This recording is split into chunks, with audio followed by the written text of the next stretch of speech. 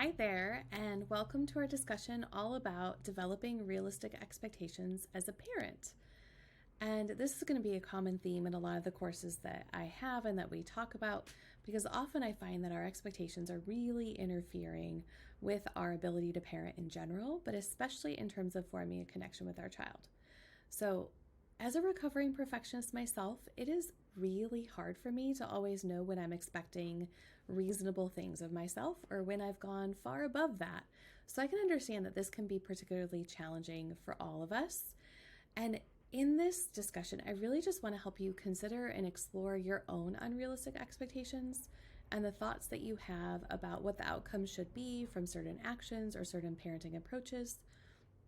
And I want to encourage you to, you can use the worksheets that are in the course to help you with this, but just to, really contemplate what is my expectation in this situation, and then how could that possibly be influencing the outcomes. So I'm going to give a few examples. So one example of an unrealistic expectation would be that it's not realistic to expect our parenting to solve our child's problems or their challenges. We cannot always do something about the things that are happening, especially for our kids who are struggling with underdeveloped skills such as, ADHD. So we can't expect our parenting to always solve their impulse control challenges. We can make it worse or make them feel worse about it, but we can't solve the problem necessarily. It's also not realistic to expect that our children are always going to make the right choice. I find that often comes up, especially when we talk about boundaries, which we do have another course, our second course, all about how to set effective boundaries with your kids. And the idea is that the two would actually go together. So the relationship course and the boundary course. So that's just my shameless plug there. But regardless, it's not like we often think that when we set a boundary and we let our kids know, if you do this, this is going to be the negative outcome, we expect that they are going to then automatically shift and make a better choice. And unfortunately, that's just not something that a lot of kids are always capable of. So it's not a realistic thing for us to expect that to happen as a parent. If it does, great, lovely. But we don't want to always expect things to be smooth and things to be kind of, Instagram or Facebook perfect. We want to expect there to be bumps along the way, because that will help us in our parenting not get as frustrated.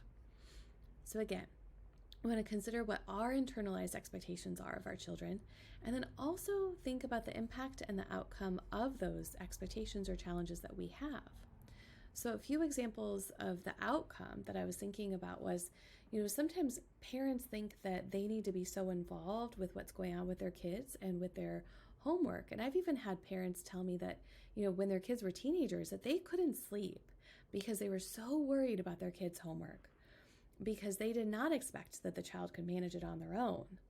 And that's an area where I think we need to do a little more of less is more. We should be less involved, because by being more involved, unfortunately, the child is then going to lose motivation.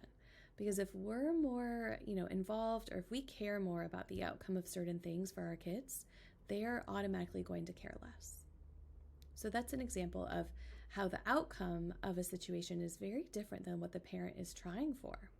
So another example would be, during the holidays. I hear this from a lot of parents where they feel like they need to do all the things all the time, which I understand. Believe me, we get really excited.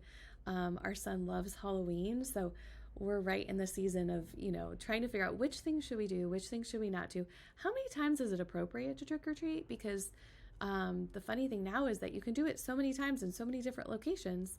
We have SeaWorld and Legoland, so it's a little different than when I was a kid. But regardless, during the holidays, parents often talk to me about feeling overcommitted and then that they're not able to be as present. So I think really just thinking about, what are we expecting of ourselves? We think that we need to do every single possible thing, and then the stress of that is causing us to be less available and less present with our kids. That's not helpful in terms of our connection with them. So we want to work on figuring out, what areas is this showing up for me, and how can I work on being a little more realistic with myself. And I believe that that can be a game changer in our parenting. Thanks for joining me today. Join me next time to talk all about how to shift your perception of your child. Have a great day.